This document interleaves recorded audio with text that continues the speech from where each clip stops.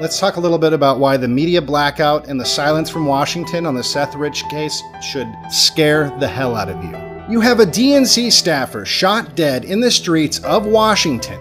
Not only that, you have a mountain of evidence suggesting that he is the Wikileaks source, which means, by the way, because they're not idiots in Washington, that means people in Washington know he was the source. And I'm talking about Democrats and Republicans. Seth Rich is the card that would bring the entire House down. I'm talking the DNC, I'm talking the media. This destroys the credibility of anyone and everyone that's been pushing this Russia story. And if Republicans know that they have this card that can totally bring down the opposition, and I mean in a permanent way, and if they are not using that card, either the RNC has a vested interest in not taking down their opposition, and I'm talking about every senator and every congressman, because all it would take is one, putting a little pressure on the local police department, or one guy at the FBI with a little bit of weight, stepping in and say, hey, we have reason to believe this DNC staffer was the Wikileaks source. We're going to take over this investigation. It just takes one.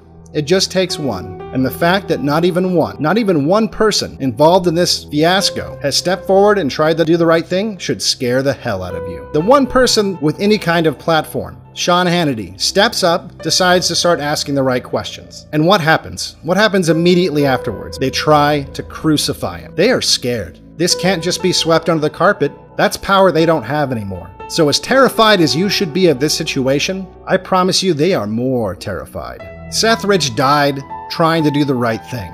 It's time people stood up and said, we're not going to take this anymore. We're not going to allow an elite class to shoot us dead in the streets like a dog. We're not going to allow a complicit media that's basically just a propaganda wing for the elites tell us what to think. The elites are so used to the rule of law not applying to them. It's escalated and escalated. It's escalated to the point to where they're literally murdering people right in front of us.